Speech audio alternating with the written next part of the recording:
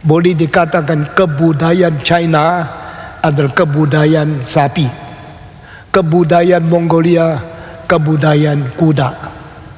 Orang yang naik kuda tidak mau tanam sayur, tanam beras, tanam apapun, maunya merampok. Dulu Tiongkok waktu zaman kuno, orang Tionghoa kerja setengah mati, tanam padi sudah selesai, waktu panen orang Mongolia datang dengan kuda, ambil semua, dirampas, lari. Orang Tionghoa cuma tahu yang ngeluh. Akhirnya tidak bisa. Kalau terus begini, kita kerja semati, dirampas sama orang Mongolia. Orang Mongolia gede, gagah, naik kuda, cepat sekali. Sudah datang, lempar api, seluruh kampung dibakar. Sudah kampung dibakar, semua panen dicuri, dirampas. Dia pulang ke Mongolia. Orang Tionghoa sudah kerja 1 tahun, akhirnya lapar. Sudah lapar, susah sekali. Pikir, saudara-saudara, orang kalau dah susah, dah pikir. Kalau pikir, pinternya mulai membela diri, bikin tembok raksasa. Tembok raksasa yang terbesar cuma di Tiongkok. Berapa besar? Kalau saya ngomong engkau bisa kaget.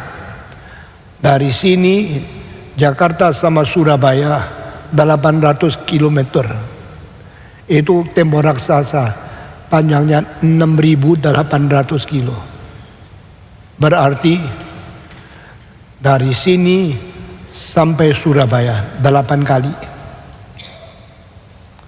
Dari sini sampai Surabaya kalau 8 kali, berarti lebih jauh daripada Sabang sampai Merauke.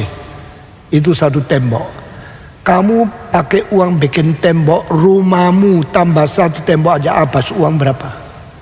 Tembok dari Sabang sampai Merauke pakai uang berapa ratus ribu juta kali banyaknya.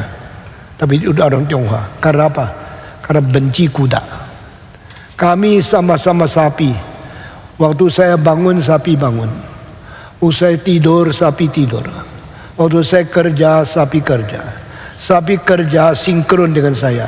Saya menghela dia, saya bawa dia ke tanah, saya suruh dia membuat sawah. Sapi itu kerja menghela akan semua alat-alat pertanian. Karena sampai malam bilang, ayo sapi, saya mau pulang, ikut saya pulang. Sapi ikut pulang, masuk kandang. Manusia tidur, sapi tidur.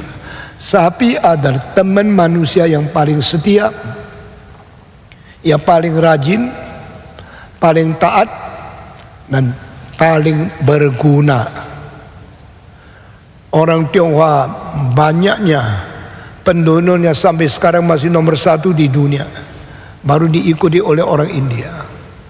Kedua negara ini, 2 negara yang kerja berat, menanam makanan, mempanen padi, dan tanah di Tiongkok tidak sesubur tanah di India.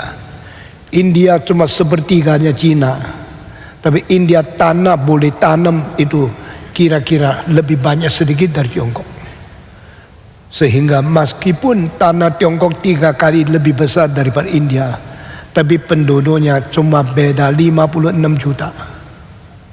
Sekarang, hari ini, saat saya lagi khotbah, orang Tionghoa kira-kira 8 detik tambah 1 bayi. Tetapi India setiap detik tambah 1 bayi. Orang India tidak ada pemerintah yang mengatakan tidak boleh banyak anak. Itu sebab orang Tionghoa pertumbuhan sudah berhenti 40 tahun. Tetapi orang India berkembang terus sampai sekarang. Sekarang orang Tionghoa hampir 1,4 miliar. Orang India 1,3 miliar lebih. Bedanya sudah tidak banyak.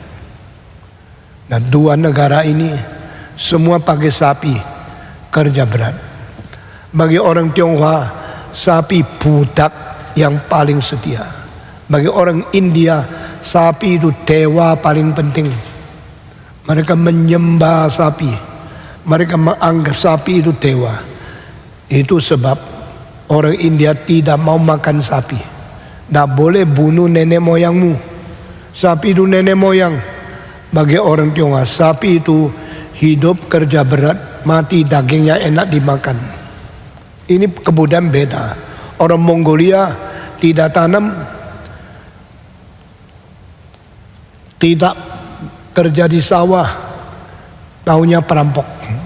Dan tiap kemana-mana bakar api, sita panen, pulang ke Mongolia makan sebesarnya. Mereka makan padi, juga makan daging. Jadi daging di Mongolia pakai piring yang besar, semua dipanggang selesai, semua keliling, papa, mama, anak, engkong, keliling piring besar lalu makan. Saudara, dilihat di dunia, piring terbesar selalu daripada orang Mongolia sama orang-orang daripada Islam. Kambing guling sama di dalam piring, lalu sama-sama makan. Saudara-saudara, piring mengapa begitu besar? Kira-kira 90 cm diameternya. Untuk orang kalau Mongolia atau orang utara atau orang Islam makan kambing guling dan sebagainya, itu sama-sama mengkitari, memutari piring yang besar. Sedangkan orang Tionghoa mangkoknya kecil, piringnya kecil. Mangkok itu untuk kuah supaya tidak terlalu dingin. Piring itu untuk nasi supaya cepat dingin. Lalu waktu kurang panas dicampur kuah lagi, makan lagi enak. Ini selalu kecil-kecil. Semua mangkok piring di kebudayaan Tiongkok itu kecil-kecil. Semua piring di dalam kebudayaan Mongolia itu besar-besar. Ini semua kebudayaan harus kita mengerti supaya kita mengetahui ciri khas setiap bangsa itu lain.